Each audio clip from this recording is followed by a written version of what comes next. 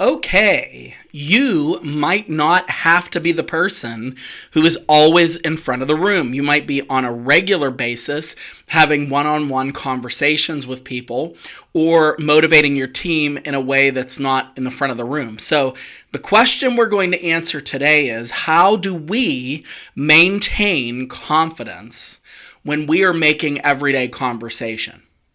What do we have to do to keep from losing executive credibility when we're having regular dialogues with our team?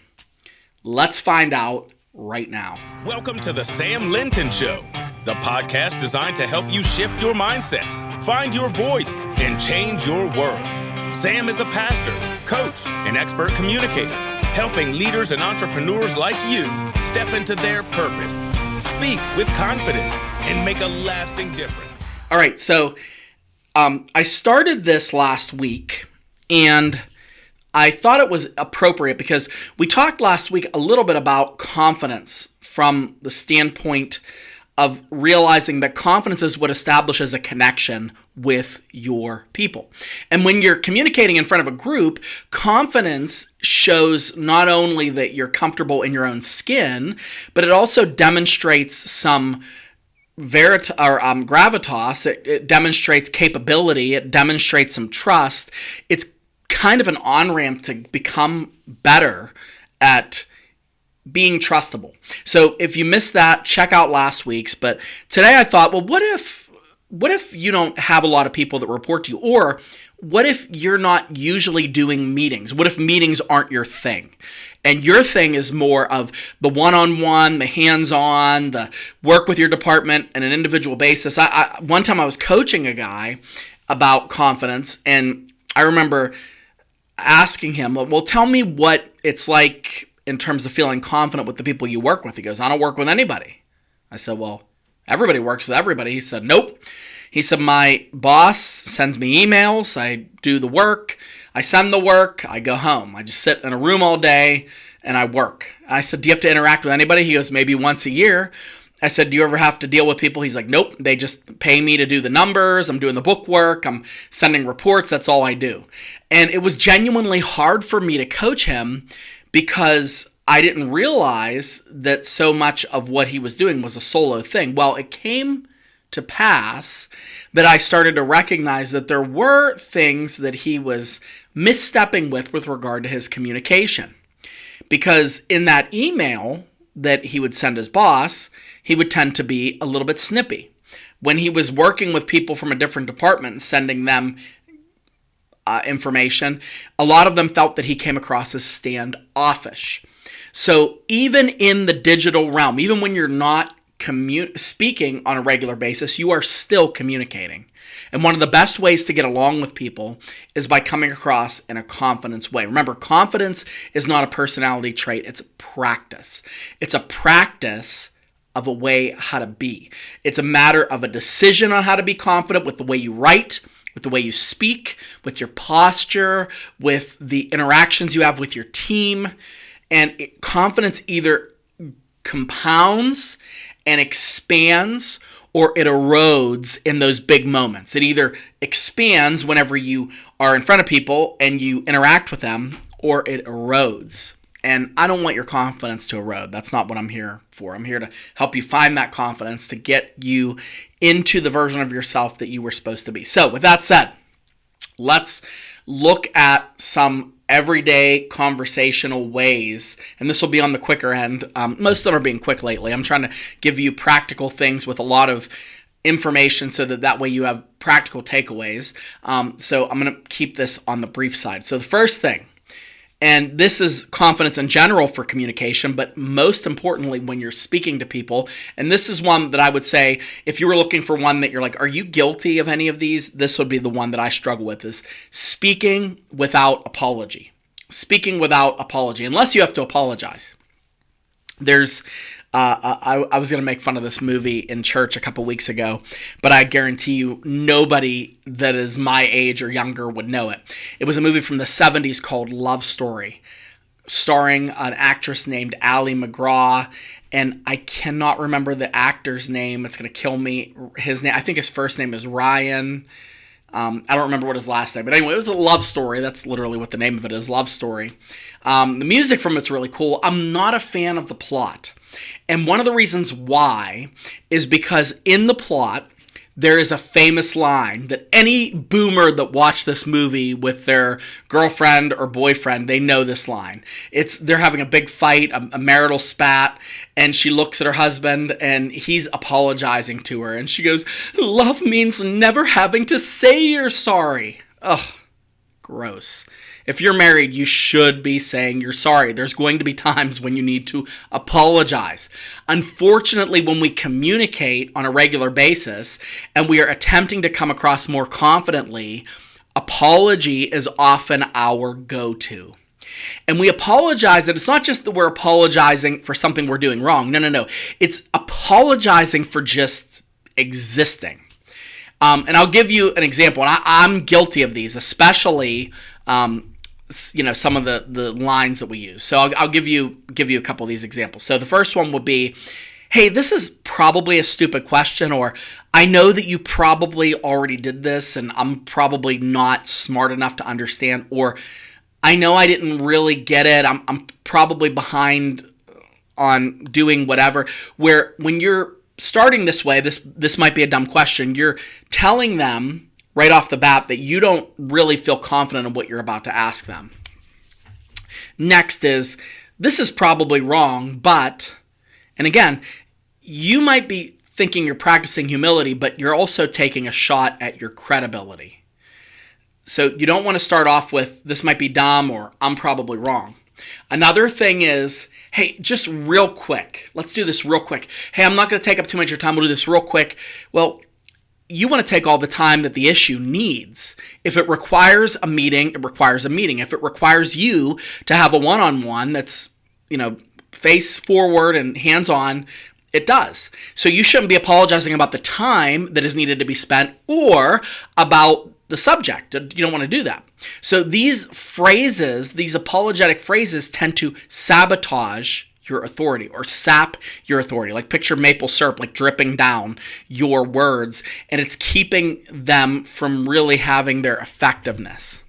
So instead, you might want to take that apology and reframe it with intention. So for example, instead of saying, "I'm probably wrong about this," say, "Here's what I see right now." And tell them what it is and say, "Tell me what I'm missing." So you're explaining what your perspective is. Now, it could be wrong, and you might even think that it's wrong, but you are expressing to them that you have had time to think about it, that you have given it some sort of mental bandwidth, and you're asking them to weigh in.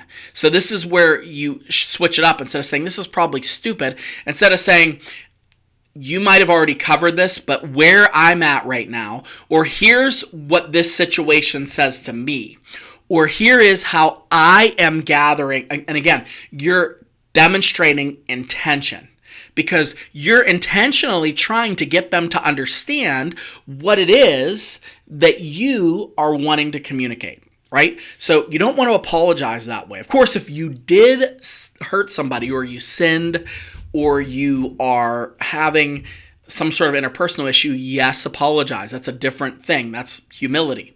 But most of us, this isn't the way we practice humility. It's more of a way for us to garner sympathy with our speaking, right? So don't do that. No bueno. All right, let's look at the next one, and you are not going to be surprised at this at all because it has so many different applications, but slow down without losing authority. Slow down without losing authority. So slow down because you're talking too fast. Almost all of you are talking too fast. I talk too fast. But you want to slow down. You want to take a moment to try to allow the conversation to marinate. I just put, we're going to be having a snowstorm in the next couple days. Really bad, whatever. You're all in the middle of it too, unless you live in a better part of the world, in which case kudos to you. But so everybody's doom prepping for all this stuff. Well, I made a pork shoulder, and I've been cooking a lot. So I put the pork shoulder in, and I put some seasoning on it. And the best part of the cook, in my opinion, that makes it really, really good, is when I'm doing nothing to it. It's going to sit in the fridge overnight with that seasoning soaking into the meat so that tomorrow at like 6 o'clock when I throw that in the smoker, it's going to create a flavor. Well, most of us, when we're speaking, we want to ignore that nothingness. We want to ignore the silence. We don't want to have any gap between when we're speaking and when they're speaking. We want to narrow that. And so people are afraid of silence. They're afraid of being challenged. They're afraid of taking up space meaninglessly. So one of the quickest ways to get confidence infused into everyday conversation is to slow your first sentence. So really take your time and just get in there. So you start off the conversation, Jim, I wanted to talk to you about some of the processes around ABC construction. So that's slow. It's not, hey, Jim, just real quick, what's going on with, instead of that, really slow it in and state that intention like we talked about earlier. I want to talk to you. I'm seeing ABC's construction a certain way. Just hear me out. Boom, boom, boom.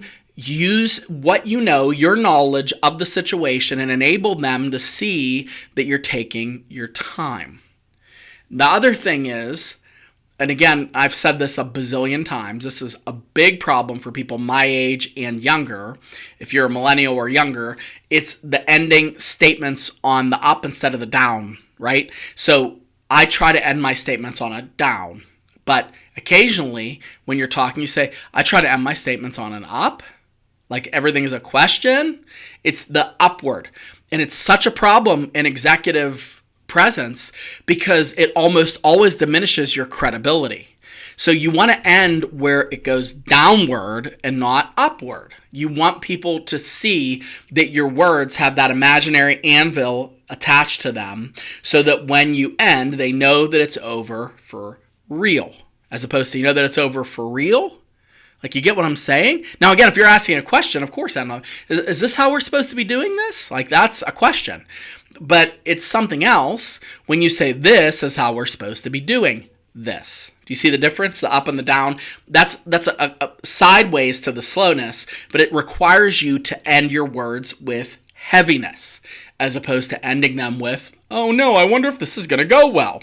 So that helps a lot. And then the other big thing, don't be afraid of silence. The person least afraid of silence is usually the person who is most confident and in control of the room. I have said this before. I look at presidents and how they speak. President Trump is not afraid of silence. He'll take his time. He'll kind of meander. He doesn't really speak very scriptedly. He speaks more extemporaneously, and that gets him in trouble. But if you want to look at someone who was not afraid of silence, who I will encourage you to go and look back at some of his speeches, was President Obama. That dude, I mean, he would literally take a vacation in between sentences. He'd be like, well, we just got done nuking Iran. We didn't bomb Iran under Obama. That was Trump. But he says that. He's like, we just got done nuking Iran. And Michelle told me you got to let the smoker warm up before you throw the pork butt in. Okay, so I mixed up like as if Obama and me made the pork shoulder that I just put in. So I don't know what else to say about Obama, but pay attention to his pauses. They're so deliberate. He's not afraid of that silence. He really takes his time and spends it up there wisely. And this is one of the reasons that many people view him as a statesman. He's viewed that way because of the way he spoke. Because when he would be in a room, he commanded that room. There was very little of him going off the cuff and losing his marbles. You know, whereas Trump has more of the off the cuff moments, Obama had more of that stage confidence in that regard. They're both different, completely different in how they display confidence. I'm not saying Obama's more confident than Trump. I don't think that at all. But what I am saying is it comes across confidently when you are willing to allow some space between your first or your last word and the next item up for grabs in discussion. All right? So that's really important. Now, third and final thing, and this one might be, again, silly, but it helps when you're in everyday conversation. Take ownership of the conversation. Take ownership of the conversation. You don't want it to be like you're meandering and going from thing to thing. And I'm so guilty of this with some of my team. I think of, the pastors that I work with, and we'll talk about a bazillion different things. I don't own the conversation. I just let the conversation run wild like a little boy on Christmas morning. We talk about processes, then we talk about church people, then we talk about the future, then we talk about how we're building a new church, and I've really let it get all over the place. And executives that tend to start mid-thought or tend to start in terms of many various different discussions, it tends to produce a bit of people thinking that they're not very confident. So a couple ways to look at this is, again, being intentional. So I want to talk for a moment about ABC construction. I want us to make sure that we're on the same page when it comes to how we're going to approach dealing with invoices, whatever. So stating that intention and saying, I want to go to this. Now, here's where your problem's going to be. You're going to have that herding cat situation where the conversation kind of naturally evolves in different directions. My encouragement to you is say, okay, well, right now I want to address ABC. This is definitely something that's going to be interesting for us to talk about later, but I want to get to the bottom of this ABC situation because we got to talk about it. And bring it back. That takes some guts, but the payoff is that, again, you come across more confident because you're not wasting your time. You know what you want to talk about, and you know why it's important to talk about it. Then the next part of that is when you're speaking, make sure you make your point, that it's clear, not that you're just brainstorming. I mean, again, if you're having a green light brainstorming session where you have a bunch of people throwing things at the wall, that's different. But if you're having a one-on-one conversation with someone that you're leading, make sure that that conversation is clear enough for them to understand after they get off the phone with you what the point of the conversation was. And so the last part of that framework, of course, name what it is that you're doing. That's the intention. Make the point that you're trying to make. And then finally land the plane. So to recap, here's what we're doing next, right? So you tell them what you just told them and you reaffirm where you have been. So this way it doesn't cause any type of confusion about what you just experienced. So everybody's on the same page. We just talked about ABC construction, and remember, moving forward, what we're going to do is, and then restate it. It'll make you sound more polished. And again, I'm not saying you have to script this out. This is all nuanced stuff and how to have regular conversations, but your people are going to feel like talking to you is actually beneficial to them, that they're getting something out of it, right? So again, remember, confidence in conversation is not a personality trait, it's a practice. So the more you practice, the greater the chances of people seeing you more confident become. Now, with that said, one of the greatest ways to get more confident is by scheduling a coaching call with me. I do a discovery session where we get to see kind of what you're up against, what you're needing. You could email me at podcast@samuellinton.com, and I would love to have you get a better understanding of who you are as a communicator and how you can become even better. So if you need coaching or if you want coaching for your team, please look no further than what our company can offer you. But until next time, thank you for tuning in to another riveting and confident episode of The Sam Linton Show. Shift your mindset, find your voice, change your world. We will see you soon.